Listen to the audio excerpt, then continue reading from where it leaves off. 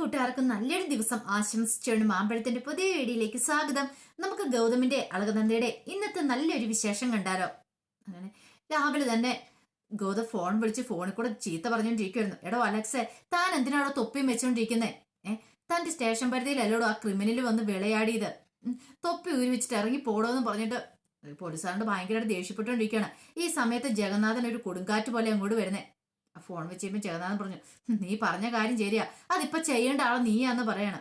എന്താ അമ്മാവേ, എന്തു പറ്റിയെന്ന് ചോദിക്കണം. എടാ, ഇവിടെ ഇന്ത്യവരത്തില് ഒരു കൊടും ക്രിമിനൽ വന്ന് വിളയാടിയിട്ട് പോയിട്ട് നീ ഇവിടെ ACP ആന്ന് പറഞ്ഞിരുന്നില്ല, നീ അതുപോലും അറിഞ്ഞില്ലോടാന്ന് പറയണം. അമ്മാവൻ എന്താ പറയണേ? എനിക്കൊന്നും മനസ്സിലായില്ല, തെളിച്ച് പറയാൻ പറയണം. ഇനി ഞാൻ കൂടുതൽ തെളിച്ച് പറയണമല്ലേ? എന്നാലും ഇന്ത്യവരത്തിൽ അവനെ പോലെ ക്രിമിനൽ വന്നിട്ട് അവനെ വെറുതെ വിട്ടല്ലോടെ നമ്മളെല്ലാവരും കൂടി ചേർന്നിട്ട് അതൊരു കാരണവശാലും പാടില്ലായിരുന്നു പറയണം. ഞാൻ പറഞ്ഞ ആരെക്കുറിച്ചാണെന്നറിയോ? ഇവിടെ ഒരുത്തം വന്നില്ലേ, ഹേമന്ത്.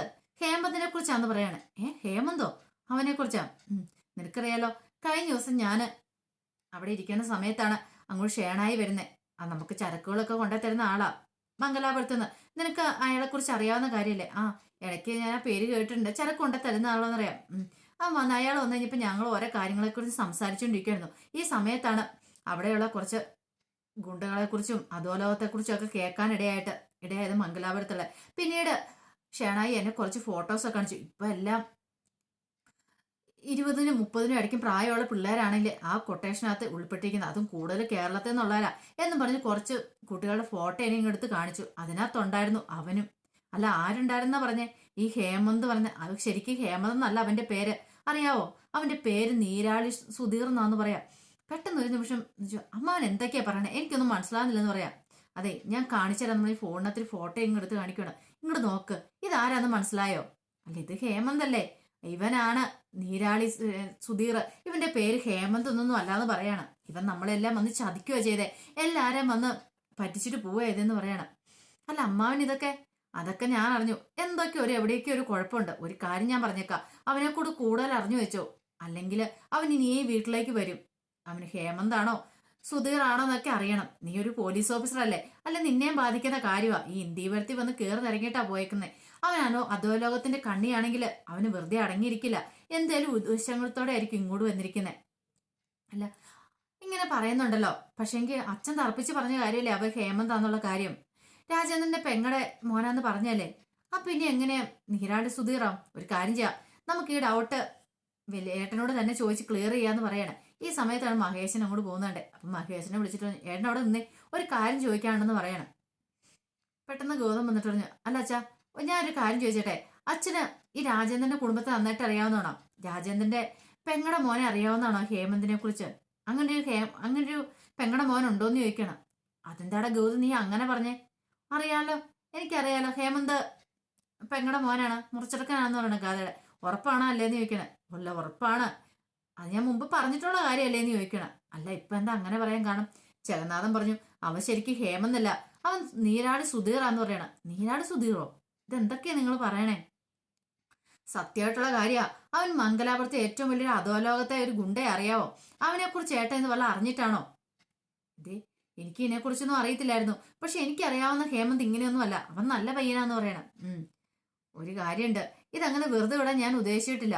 എന്തായാലും ഞാൻ ചെമ്പമേടിലേക്ക് ഒന്ന് പോകുന്നുണ്ട്. സത്യാവസ്ഥകളൊക്കെ എനിക്ക് അറിഞ്ഞാൽ മതിയാവുള്ളെന്ന് ഗൗതം പറയാണ്.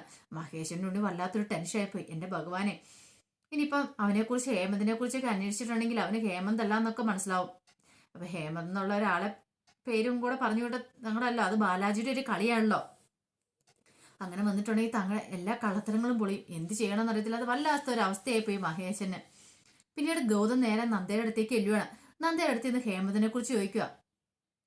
എനിക്കറിയില്ല ഗൗതം, ഹേമന്ത് ആരാ എന്താണെന്നും എനിക്കറിയില്ല. അവനെക്കുറിച്ച് ഗാഥ പറഞ്ഞിട്ടുണ്ട്. അവന് കൊടും ക്രിമിനലാണ്, മയക്കുമരുന്നും അതോടൊപ്പം തന്നെ മദ്യവും മയക്കുമരുന്നിന് അടിമയെന്നൊക്കെ പറഞ്ഞു കേട്ടിട്ടുണ്ട്. അവൾക്ക് പേടിയാ.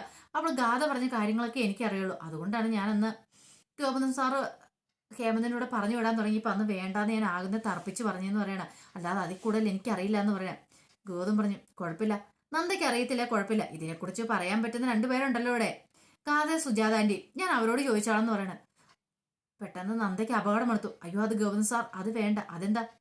ഇപ്പൊ സുജാത ആന്റിക്ക് വയ്യാതിരിക്കുന്ന സമയത്ത് ഈ അവസ്ഥയിൽ ഈ കാര്യം കൂടെ അറിഞ്ഞ് ഒരു പ്രഷർ കയറ്റേണ്ട ആവശ്യമുണ്ടോ? ഒരു ഷോക്ക് വന്നിരിക്കില്ലെന്നല്ലേ നിക്ക്. അതൊന്നും കുഴപ്പമില്ല, ഇതെന്റെ ഡ്യൂട്ടിയുടെ കാര്യമാണ്, ഞാൻ അതിന്റെ നയത്തിൽ ചോദിച്ചോളാം. ഒരു പോലീസ് ഓഫീസർ ആകുമ്പം എനിക്ക് അതിനെക്കുറിച്ച് ചോദിക്കാതിരിക്കാൻ പറ്റില്ല എന്ന് പറയണം എന്നും പറഞ്ഞ് ഗൗതം അങ്ങോട്ട് പോയി. നന്ദ ആകെപ്പാടെ പെട്ട അവസ്ഥയായിപ്പോയി. നന്ദയ്ക്ക് എന്ത് ചെയ്യണമെന്ന് അറിയത്തില്ല. പിന്നീട് ജഗന്നാഥനും മോഹിനിയും പിങ്കി എല്ലാം സംസാരിച്ചുകൊണ്ടിരിക്കുമായിരുന്നു. ലക്ഷ്മിയമ്മ ഉണ്ടായിരുന്നു ആ കൂടെ. ലക്ഷ്മിയമ്മ പറഞ്ഞു, എന്നാലും അവൻ ഇത്ര മാത്രം ഒരു കൊടും ക്രിമിനലാണെന്ന് വിചാരിച്ചില്ല കേട്ടോ. ഹേമന്ത് എന്ന് പറയാം, എത്ര നല്ല അടിപൊളിയായിരുന്നു, എന്ത് പാവത്തിനെ പോലെ നമ്മുടെ എല്ലാം മുന്നിൽ വന്ന് നിന്നേ. ഒരു കാര്യം പറഞ്ഞിട്ടുണ്ടെങ്കിൽ പാവം ഗാതമോള് അവള് രക്ഷപ്പെട്ടെന്ന് തന്നെ കൂട്ടിയാൽ മതി. പിങ്കിയും പറഞ്ഞു, ശരിയാ, ഗാഥയ്ക്ക് എന്തോ ഒരു ഭാഗ്യമുണ്ട്, അതുകൊണ്ടാന്ന് പറയാണ്. എന്നാലും അവൻ ഇങ്ങനെ ഈ വീട്ടിൽ കയറി വന്നു. ജഗന്നാഥൻ പറഞ്ഞു, അത്രയും വലിയൊരു കൊടും ക്രിമിനൽ ഇന്ത്യവരത്തിൽ വന്ന് വിളയാടിയിട്ട് പോയിരിക്കുന്നേ, അറിയാലോ. അവൻ എന്തേലുമൊക്കെ ലക്ഷ്യങ്ങൾ കാണുമായിരിക്കും, ഇനി അവൻ ഈ കുടുംബത്തിൽ വരുമായിരിക്കും എന്ന് പറയാം. മോഹിനി പറഞ്ഞിട്ട് എന്താ കാര്യം ഇരിക്കുന്നത്, കുറെ കാലമായിട്ട് ഇപ്പൊ ഇന്ത്യവരം എന്ന് പറഞ്ഞിട്ടുണ്ടെങ്കിൽ ഗുണ്ടകളും കൊള്ളക്കാരും കള്ളന്മാരും എന്ന് പറഞ്ഞൊരു അവസ്ഥയായി പോയിരിക്കുക. ഉള്ള സ്വസ്ഥത സമാധാനം എല്ലാം നശിച്ചു എന്ന് പറയണം. ഈ സമയത്ത് പിങ്കി പറഞ്ഞു, മോഹിനി ചെറുമയുമായി ശരിയായിട്ടുള്ള കാര്യങ്ങൾ കുറെ നാളുകളായിട്ട് ഇവിടെ എന്തൊക്കെയാ സംഭവിച്ചുകൊണ്ടിരിക്കുന്നത്, എനിക്ക് പോലും ഒന്നും മനസ്സിലാവുന്നില്ല. നല്ലതാരാ ചീത്ത ആരാന്നൊന്നും മനസ്സിലാവുന്നില്ല. എന്തൊക്കെയോ രഹസ്യങ്ങൾ എവിടെയൊക്കെ ഒളിഞ്ഞു കിടക്കുന്ന പോലെ എനിക്ക് ഫീൽ ചെയ്യുന്നുണ്ട്. അല്ലെങ്കിൽ എവിടെയോ കിടക്കുന്ന ഒരുത്തൻ ഇവിടെ ഹേമന്താന്നും പറഞ്ഞു വന്ന് ഗാഥേനെ കൂട്ടിക്കൊണ്ടു പോകാനായിട്ട് എന്താ കാര്യം ഇരിക്കുന്നത്. ലക്ഷ്മി പറഞ്ഞു, നന്ദമോളാ ശരിക്കും ശരി. നന്ദമോളൊന്നും ആകുന്നേ പറഞ്ഞാ വേണ്ട. ആ ഹേമന്ത് എന്ന് പറയുന്നവൻ ശരിയല്ല, അവൻ മയക്കുമരുന്നിനൊക്കെ അടിമയാണ്, അവൻ്റെ കൂടെ പറഞ്ഞു വിടലെന്ന്. പക്ഷെ നമ്മളെല്ലാവരും എതിർക്കുക ചെയ്തേ അവന്റെ സ്വഭാവം കണ്ട്. പക്ഷെ നന്ദമോളായിരുന്നു ശരിയെന്ന് പറയണം. ജഗന്നാഥൻ പറഞ്ഞു, അത്രയും ഉറപ്പിക്കാൻ വരട്ടെ, ഇതിപ്പോ എന്താ സംഭവം നമുക്ക് അറിയത്തില്ല. ഗൗതമിനോട് ഞാൻ കാര്യങ്ങളൊക്കെ പറഞ്ഞിട്ടുണ്ട്, ഗൗതമിനെ കുറിച്ച് അന്വേഷിക്കാതിരിക്കില്ല എന്ന് പറയണം. പിന്നീട് ജഗന്നാഥൻ മഹേശൻ എന്ത് ചെയ്യണം, മഹേശന് നേരെ ഗാഥയുടെ സുജാതയുടെ മുറിയിലേക്ക് വരുമായിരുന്നു. മുറിയിലേക്ക് വന്നു കഴിഞ്ഞപ്പോഴത്തേനും സുജാതയ്ക്ക് വല്ലാത്തൊരു ബുദ്ധിമുട്ടൊക്കെ അനുഭവപ്പെട്ടു. മഹേശ്വരൻ വന്നിട്ട് പറഞ്ഞു, നിങ്ങൾ എന്ത് പരിപാടിയാണ് കാണിച്ചേ, എന്നെ കൊല്ലാൻ തന്നെയാണ് തീരുമാനിച്ചിരിക്കുന്നത് ചോദിക്കണം. അല്ല അച്ഛൻ, എന്താ അച്ഛനെ ഇങ്ങനെയൊക്കെ പറയണേ. കാതെ ചോദിച്ചു, ഒന്നും അറിയത്തില്ലല്ലേ, നിങ്ങൾ എന്തിനാ ഇങ്ങോട്ട് വരുന്നേ, ഇങ്ങോട്ട് വരേണ്ട വല്ല ആവശ്യമുണ്ടോ, ഇതുകൊണ്ടല്ലേ ഇപ്പൊ ഏറ്റവും വലിയ പ്രശ്നങ്ങൾ ഉണ്ടായേക്കുന്നത്, ഇപ്പൊ ഞാൻ അനുഭവിച്ചുകൊണ്ടിരിക്കുന്ന വിഷമം എന്താണെന്നറിയാവോ.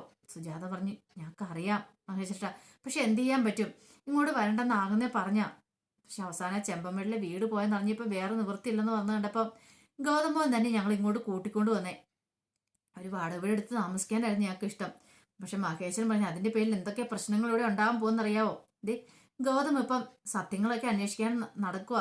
ചെമ്പമ്മേടിലേക്ക് എങ്ങനെ പോയിട്ടുണ്ടെങ്കിൽ കാര്യങ്ങളൊക്കെ ആ പട അവതാളത്തിലേപ്പോ എന്ത് ചെയ്യണമെന്ന് എനിക്ക് അറിയത്തില്ലാത്തൊരവസ്ഥയാന്ന് പറയണം.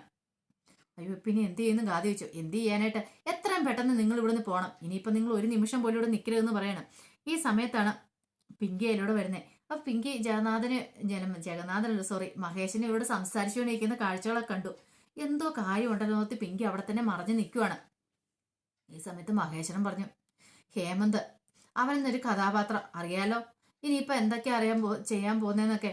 നിങ്ങൾ ഇങ്ങോട്ട് വരേണ്ട വല്ല ആവശ്യം ഉണ്ടായിരുന്നോ, ഞങ്ങൾ എന്ത് ചെയ്യാനാ മഹേശ്വരട്ടാ, ഞങ്ങൾക്ക് വേറൊരു നിവൃത്തിയില്ലായിരുന്നു. ഗാഥയും പറഞ്ഞു, ചെമ്പമേടിലേക്കാണെങ്കിലും ദൂരത്തേക്ക് പോയിട്ടുണ്ടെങ്കിൽ അമ്മയ്ക്ക് എല്ലാ ആഴ്ച ചെക്കപ്പ് ഉണ്ട്, മെഡിസിനും കൊടുക്കണം, എന്തെങ്കിലും ആയിപ്പോയിട്ട് എന്നെ കൊണ്ട് ഒറ്റയ്ക്ക് എന്ത് ചെയ്യാൻ പറ്റും അച്ഛാ, അതുകൊണ്ടാണ് ഞങ്ങൾ ഇങ്ങോട്ട് വന്നേന്ന് പറയാണ്.